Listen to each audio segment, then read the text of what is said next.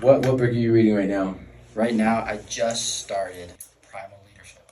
Primal Leadership. Yeah, I've probably read 2 pages of it right now. What I guess maybe a better question to start with is what was the first book that you ever read outside of personal development, but the first book you ever read that you remember reading? Like, as far back as I can go. Dude. First, like, actual chapter book that I, like, remember is probably, like, Charlotte's Web in, like, elementary school. Yeah. You know? Like that, like, those little grade school books. Salutations. The Green Mile and, like, Kill a Mockingbird, like, all those, like, little books that were required in high school. Yeah. But when I was younger, I was not a reader. Like, Not a reader. I hated it. Like, Really? my dad would sit there and make me sit on the counter and just make, like, I would be crying. Like, I hated it. But as I'm getting older, I'm finding, like, a deeper appreciation for it, Yeah. especially when it comes to what you're reading. You're finding books that you actually enjoy that Right, like exactly. improve your life, that like are actually worth Exactly. reading. When I was younger, I actually found a book called Heaven is for Real.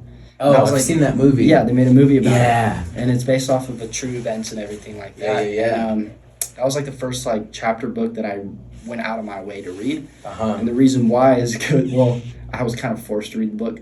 We were on a plane ride with my family out of state. Yeah. My dad took away my DS, my phone, all my little gadgets. Uh-huh. And he's like, "You're picking a book." So I just grabbed one and I read it the entire flight. It was Heaven is for Real. Yeah, that was the Okay. first book that I like genuinely enjoyed reading. You just went straight through, or like? Yeah, all the way Yeah. through. You finished it on the flight. Second on the flight back. Oh, cool. So I read like most of it on the way back, or there, and then the rest on the way back. That's sweet. How old were you? This was in 2008, so I was 7, Cool. 7, 8, or yeah, I just probably turned 7. Jeez, that's crazy. I was in junior high. I was like in 8th grade. I remember 2008, Obama was getting inaugurated, and I was starting at a new school. Right. Cool, dude. What's your favorite book of all time? Favorite book of all time? It's kind of a hard one.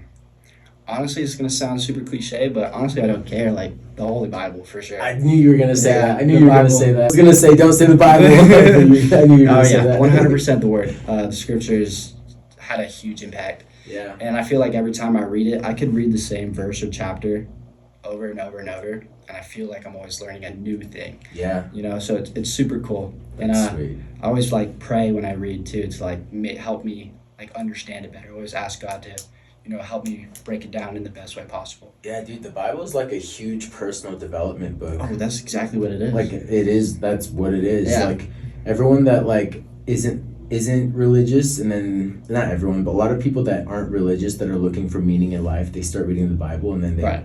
give their life to God, and all of a sudden they quit drinking, they quit doing all these like negative things. Dude, And, exactly. like that's what personal development is. That's Yeah. what all these books that teach you, like the compound effect or 4 agreements, it's all just encompassed into the Bible. Different perspectives of what the Bible is teaching. Oh yeah, I like how you said that. Like you have all these different books that are talking about different subjects, Yeah. and especially when it comes to self-development, how to have forgiveness, acceptance, gratitude, all of these that have separate books, you can find all of that just in the Bible. Yeah. So it's pretty cool. It's definitely worth the money. That's sweet. So you're reading what book right now? Primal Leadership. Primal Leadership. I just What's that started about? it. So it's literally just being how to be a good leader, the right type of leader, an honest leader, somebody that your team and the people around you can actually look up to and feel safe around growing, if that makes sense. So that's what I've gotten from it so far, just reading the pre-page or whatever. Well, what's your favorite book? Outside of the Bible, In like the personal development space? dude, probably Ruthless Elimination of Hurry. Oh, that Yeah. sounds good. Yeah. What's that? And so- I don't know that no, book. No worries. It's a really good book. I'm very like fast-minded, right? I'm always moving quick, talking quick, thinking Yeah. quick. And one thing that I've realized that's been kind of a hindrance for myself is I rush into things and I make decisions too quick sometimes, right? Yeah. So with this book, it helped me learn how to look at the world in a slower pace. Yeah. Take care of my thoughts, my words, and be more of like a watcher, observer. Sounds creepy, but having that type of mindset which would help you be able to just slow your brain down, right? Yeah. I always felt like my brain was running at 1,000 miles per hour, sort of 10,000 different thoughts popping in at the same time, to where the point I would just feel overwhelmed, and it's only like 10 o'clock in the morning. Yeah. You know? Dude, let's talk about that for a second. Yeah, of course. Like, that's ADHD. Yeah, exactly. It's ADD. 100%. Yeah. Like I have ADD. I don't think I have ADHD. Right. Maybe a little autism, you know, Maybe mixed in there. Just Got sprinkled a little bit. Salt Bay guy.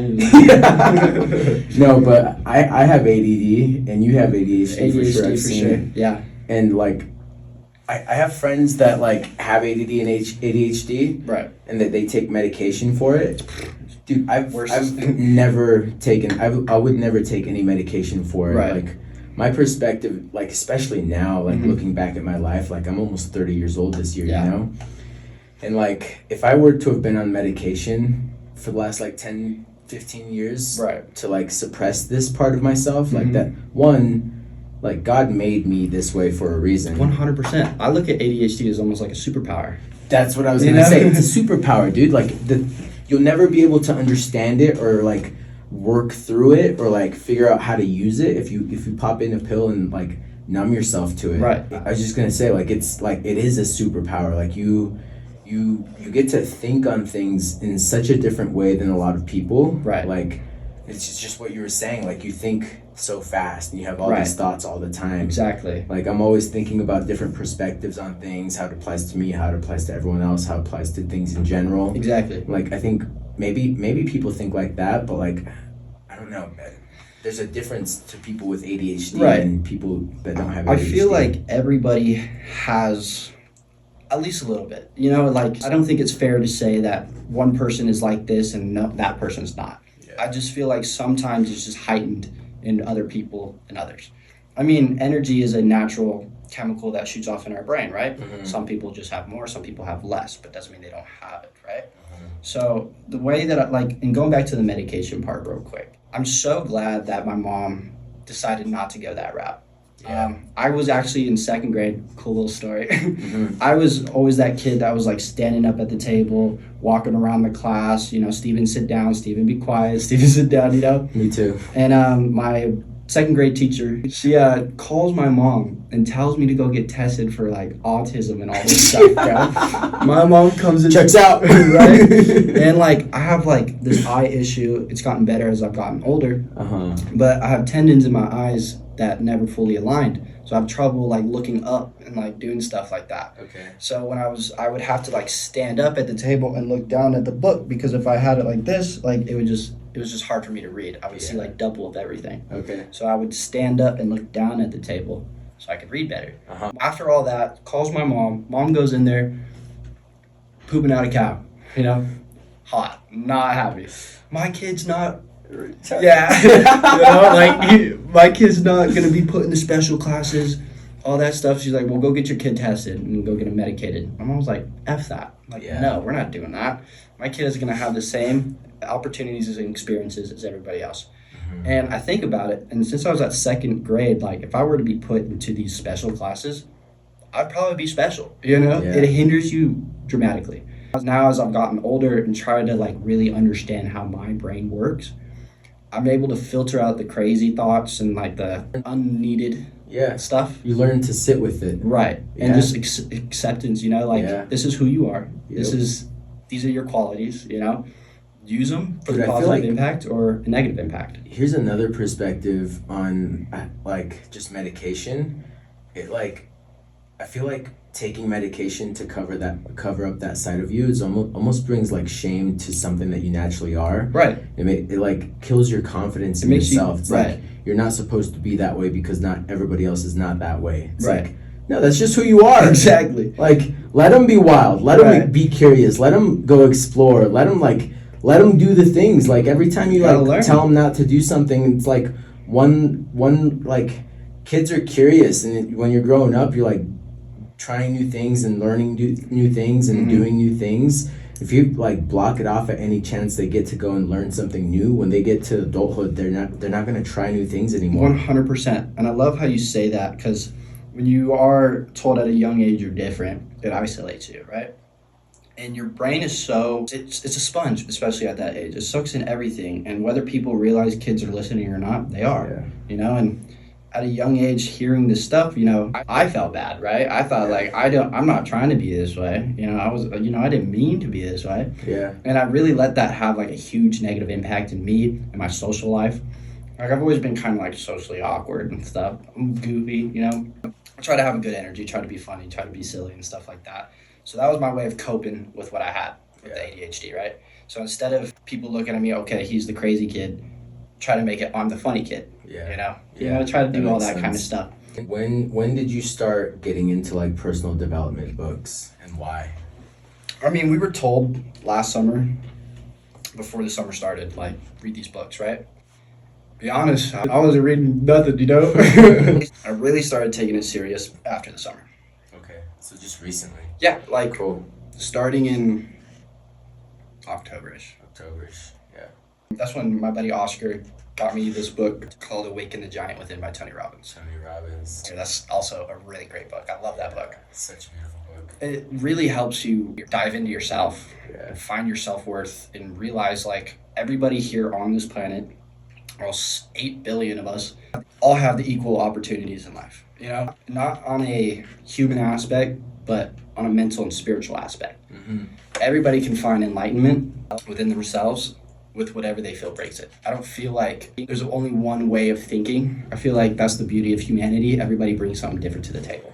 So if you can find happiness and fulfillment in whatever you believe in, perfect. Like I said, I don't believe that there's a certain way to live life. Everybody's different. Everybody brings something different to the table. Yeah, I agree. Like we always think like if I go and do this thing, will it be the wrong decision? Like there's no wrong or right decision in anything. Everything in life, whether it's a good decision or a bad decision, is a lesson to be learned. Yeah. Right? So it's like having forgiveness for yourself, dude, is so important. It's one of my keystones in my own brain. I have like a list of things in my head that I think are very important to me to be the best version of myself. Yeah. Self-accountability, gratitude, and acceptance are the top three for sure. Self-accountability, just, owning up to your decisions that you make, whether it's good or bad. If you're going to make that decision, wear it on your chest. Be about it. Yeah. If you think about a certain person in a certain way, you say something, like, be able to back it up, whether it's positive or negative. In a positive aspect, you can be like, okay, I did good right here, but instead of praising yourself, get ready to do the next good thing. Yeah. If it's a bad thing, own up to it. You made that decision, learn from it, grow, be better. Beating yourself up for years and years and years and just it's like you said the other day, complaining but having no solution is not being self-aware. Yeah. Having that self-awareness and self-accountability is keystone for sure. Yeah. Acceptance. Accept how stuff was. You can't change it. Yeah. Are you going to let it continue to hinder you and destroy you? Or are you going to look at that, attack it, and say, this is what it was. This is what I'm going to do now. Yeah. I can't change that. I can learn from it, choose what not to do and what to do, pick pieces, pick those pieces, whatever you feel is right for you, What's done is done. The things that have happened. Right. Like, take the lessons and leave the scars. Exactly. Scars are important, Yeah. Because without situations that have happened in your life, like you won't be the person that you are today. Like you were mean to your girlfriend, in the past. You were doing too many bad things, substance-wise. Like, you can't change that you were like that. But what you can do is not do it anymore. One, not make it, here, I got you. Not make it your personality. Yeah. Yeah. When you remove those thoughts in your head of being like, okay, this is not who I am anymore, it's so much easier to change those bad things about you. Sitting there instead of counting the days, like, let's talk about sobriety for instance. Counting the days, boom, boom, boom, I've been this long. Well, I think of that as just, okay, when you do mess up, now you can say, well, at least I lasted this long, right? If you remove it from your personality, you don't have to count the days. It's just not who you are anymore. And then that last part, gratitude. Just be thankful. You're here, you're breathing. Yeah. There's trees outside, snow on the mountains. You're living. You have good people around you. Even if it's just one person, there's still everybody, I believe, has a good, positive person in their life. And if you have more the merrier, right? Being grateful, looking at life in a third perspective outside of yourself and others. looking at yourself as if you're not you, that's so much easier to break yourself down, right? And being able to have that thanks of just, thank you, God, for, waking me up today, Mm-hmm. Thank you for giving me a pillow to lay my head on. Those little gratitudes Mm-hmm. make you appreciate everything. Because if you can appreciate the little things, imagine how you're going to appreciate when you make $1 million, buy your first investments, and invest into your first index funds and stuff like that. Yeah. Right. I have a couple questions for you, for sure. Sure. We've been friends for almost a year now, so I feel like I know a pretty good amount about you in a way. But for the sake of conversation and the video right now, I would love to ask you, what is one thing in your head that clicked that made your summers better and life better in general? Dude, I was just sick of where I was at. Right. I was just miserable with what I had up until when I made great money, and then I lost my money, and then I lost my business. I just hated where I was at in life, and I was like, fuck this. Right. I fucking hate this, not having money. Like, I've never not had money since I've been 20. Had plenty of money for things, and then all of a sudden I didn't. I was like, what the fuck? Can't buy groceries. Have to save and just pay for rent. It's eye-opening. But this is how a lot of people live, And I was like, I do not want to live like this. Why am I even here? Exactly. I would never have guessed. It was just such a different place than I was used to being in, and I hated it, dude. I just had so much hate for everything around it, hate for myself, just hate for the fact that I let myself get to that point where I could barely afford rent and paying my car bill, things like that.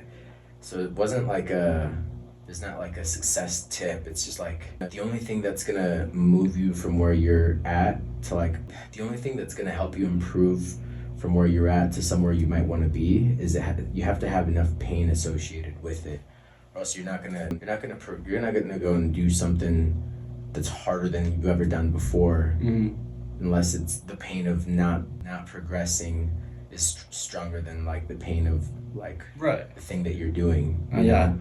There has to be some level of desire. No one can want it for you. Yeah. I had a good buddy of mine one year. He had a huge goal in the summer, and he saw that I was selling decently, but not nothing crazy like he was. Right. And he was talking to me. He's like, Gabe, you don't understand. I have this thing in me. A burning desire. Yeah, he said that. He's like, I have this burning desire in me, and I just want it more than you do.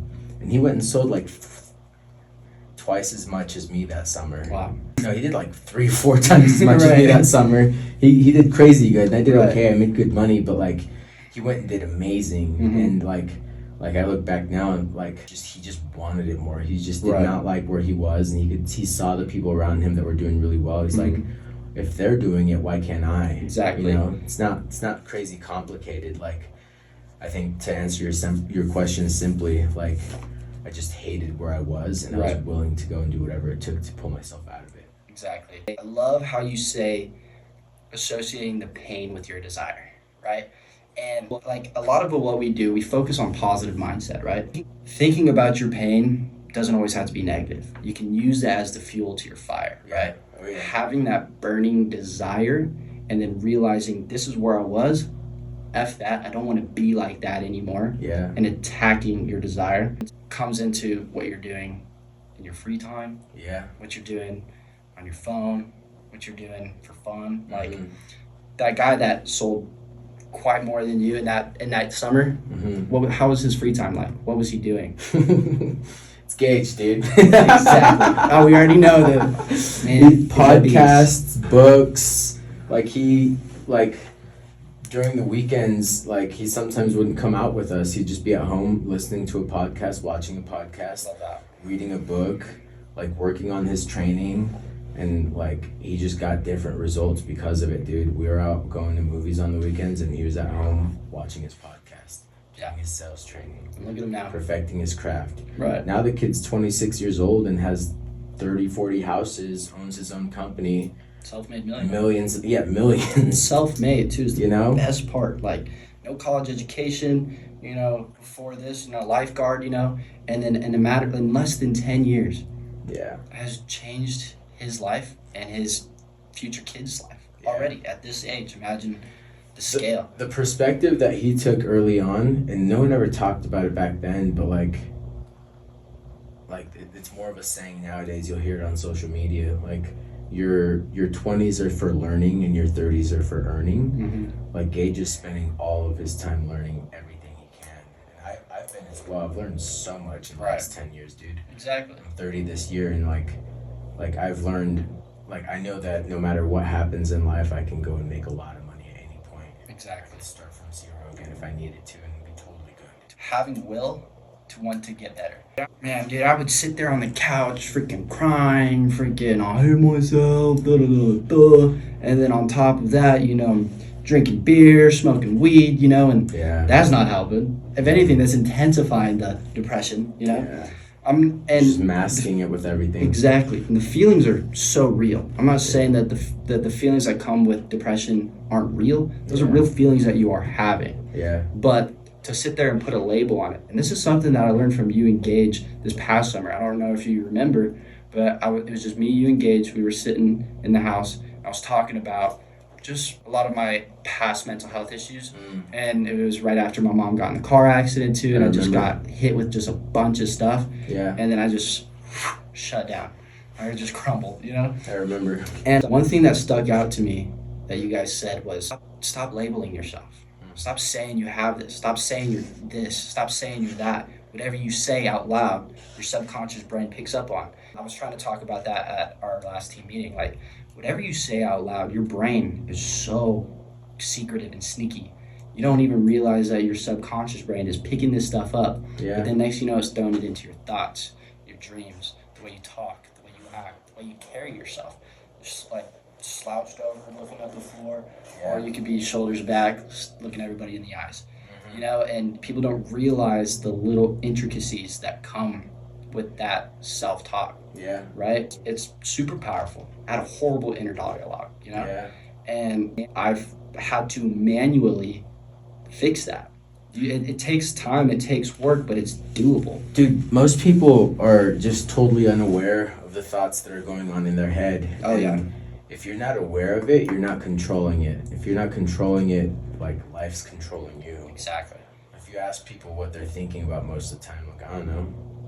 What's on your brain right now? Nothing. Nothing. How? If you How think is there about nothing nothing, you on your become brain? nothing. If you think Exactly. about nothing, you become nothing. Exactly. Dude. Like that's the strangest secret, you know, the secret that everybody knows about but doesn't know about. It's like you become what you think about. Exactly. If you think about money all the time, you start attracting a lot of money. If you think about girls all the time, you start figuring out how to talk to girls. If Right. you think about sports or lifting or football, you start like watching more football or playing more football or playing more sports. If you think about whatever it is, the thing that you think about most consistently, you start attracting to yourself. 100%. So why not have it be like proximity, just Right. growth, whatever that means to you. Exactly. You know? I love how you say that, man, because like whatever you put your focus on is what you're going to attract. What you put into the universe, you'll receive. Yeah. End of story, you know? Yeah. And, you know, a lot of people love to say, like, well, I didn't let this happen. They blame God, blame other people, blame freaking anything besides themselves. But the last thing that they want to do is look at themselves and see the decisions that they made that led to that. How is this my fault? Right. No one wants to say it was their No, fault. right? Like, Nobody wants to admit that they were a piece of shit. they Right? get broken up with, and it's like, yeah, you weren't these things in the relationship, and you weren't. Well, did you get broken up with, or did they break up with you? Yeah. So, you know, like, Right. but somehow it's all of them. They Right. were the bad, and they were this, and they were that. Yeah. They were all that. Yeah. And didn't do this, you know, and like Yeah, and then you also sit there. I don't know, man. you have to take ownership for it. Dude, thank you. Really, thank you. Like Once where in the relationship did you come up short that they wanted to no longer be with you? 100%. And then when you have that self-reflection, I love this. When you have that self-reflection in that moment, and if we're talking about relations specifically, Yeah. dude, you realize how much of a piece of shit you were. Yeah. And then you like, it's not a funny, laughing subject, but I just get so passionate about this kind of stuff right now is because, dude, like, you don't realize how much damage you were doing to that person because you're being so selfish, focusing on yourself and your What own. do I need here? You're not doing this you're for not me. looking, exactly. You're being so selfish. But you also miss all the things that they are doing for you because you're so focused on the things they're not doing for Exactly, man. you. You know? And, like, dude, I've been with amazing people.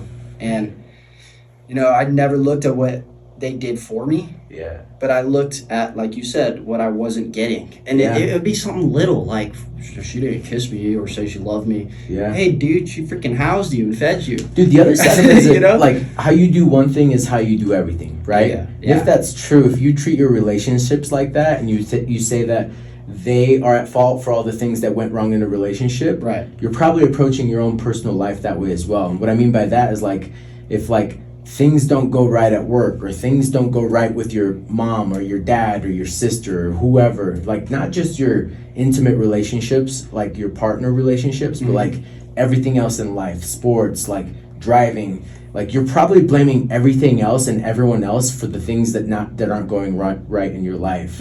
Like, you got to take some accountability if you want some growth. Because if you're blaming everybody else, like, what do you need to fix about yourself? Nothing. Right. You know? Dude, exactly. Dude, like, how stupid is that? The more accountability, the bigger the growth. Yeah. So if you could just admit, like, just get extreme with it. Everything, how I approach it, dude, everything is my fault. Right. Like, if I have a rep that doesn't have a successful summer, I'm like, shit, I didn't pour enough into him. Right. You know, or her. If I bring someone out and like, so that's one example. Or like, I'm not hitting like good PRs at the gym. Like, that's my fault. If my reps aren't coming into the office and training with me, that's my fault. Exactly. You know, like anything that's not happening correctly, that's my fault. And also take responsibility for the things that are going right as well and give myself credit. But like, be extreme with it. If you can take accountability and extreme ownership around all the things that don't go right, and you don't blame anyone, no matter, even if it is someone else's fault, like how did that influence the action that they didn't take? Exactly. I could have helped them better so that they would have taken the action so the thing wouldn't have happened. Exactly. And you don't know for sure, for certain, you don't know all parts of the chessboard, but so to say, but like, it's better to take the approach of like, it's my fault and I can be better and how can I learn from this, versus it's their fault and there's nothing for me to fix about myself. Right. I love how you said, like, if you always assume everything is your fault, you also have to have an equal mindset to counter that. So you also, like, you can't just be like, everything's my fault and then do nothing about it. Yeah. It'd be sad. Yeah. Take ownership. Apply it. Because then you just become depressed. Depressed, right? If you're sitting there and like blaming yourself for with no solution, you're just so you're not unaware. Self-aware, right? Sorry, yeah. But if you can sit there and be like, okay, that don't want to be like that anymore. I've heard so many people with this mindset and blamed everybody but me. Yeah, they just don't know me. They stupid, like, shit, that doesn't even make sense. You know, like you come up with these conclusions in this state of delusion. And you believe them because it's comforting. So if you're giving yourself that, if you're accepting what you're doing, but in the negative way, if that makes sense, of being like, well, like, no, accepting that negative stuff about you and just being like that's just who I am. Dude, it destroys everything. Yeah. Relationships, friendships, business. Oh yeah, and I can't, yeah, either you love me or this is just who I am. Like, if you can't accept me for who I am, then maybe we can't be friends. No, fucker. Like, that person's not accepting you because they know you're better. Your real friends are the people that are going to sit there and tell you, hey, dude, fucking buck up. Dude, that, for me, anytime I've been stuck in life, I hate Gage, like, my friend Caleb, like, they'll tell me if I'm fucking up, dude. Yeah. And, like, I'm not like, oh, they just don't know. They just don't know me. Like, they just don't know what I want. Like, we just have to, like, shut the fuck up, Gabe. Like, these guys are, like, people that care about you, people that love you, and they're telling you that you're fucking up. Like, maybe have done so otherwise. Maybe listen. Right. And when I listen, like, oh shit, my life got better. Hey, look at that. What do you fucking know? You put in the work and actually sat down and listened, and guess what? Life changes drastically. Your friends aren't going to be telling you things that are going to, like, put you... If your friends are telling you things and it puts you in a worse position, then when they, like, those are probably not your friends. Just the last part about that, then, I would say is, like, you are the medium of the top 5 people you surround yourself with. Yeah. So, in the medium, meaning you're the freaking worst, right? So, if you're hanging out with 5 drug addicts, you're going to be the 6th worst drug addict. You're hanging out with 6 or 5 self-development coaches, dude, you might be the next Tony Robbins. You never know. Like, you become the average of who you surround yourself with. Yeah. Going back to proximity is power. Like, there's a lot of things, but it takes time to understand it. But now when you have that understanding, it seems so simple, right? Just surround yourself with good people. Do this, do that, do this, do that. But when you're stuck, like, you don't know this stuff first. You don't think you're capable of change, right? Yeah. You don't think that you're able to be that better person because you've never been that guy before. Yeah. So you can't even imagine yourself that way because you've never seen yourself that way. Yeah. That's why, like, the hardest part of when it comes to just self-development, in my opinion, is the first few months in it. You know, like, really, like, because it's a lot of work and it's a lot of mental, like, not stress, but it stretches your brain and it makes you really, really think. And it could be sad in a way, depending on what decisions you were making before. But then that goes back to just like, all right, make a solution for it. Mm-hmm. Do it, bro. Like, you're so capable. And that brings me back to what I first said in the beginning of the videos. Like, everybody is capable of doing literally anything they want. Yeah. And that concept is so hard to grasp. Like, oh, I can't be an astronaut. Like, for example, like, why not?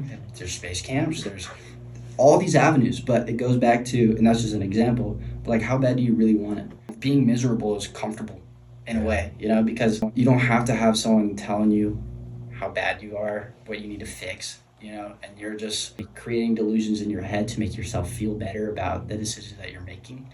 Yeah. And then it just puts you in this downward spiral. And it takes that same time to get up that spiral. But once you get up to the top, then it's just a straight shot up. You know what I'm trying to say? But if you go that way down, you got to go that way back up. Mm-hmm. You got to relearn yourself. Relearn what's important to you. What you're doing, why you're doing it, how you're going to do it. Mm-hmm. If you could just have like that written out and just have that like locked into your head, like burned into it, like what you want, why you want it, and how you're gonna do it, anybody's freaking unstoppable at that point.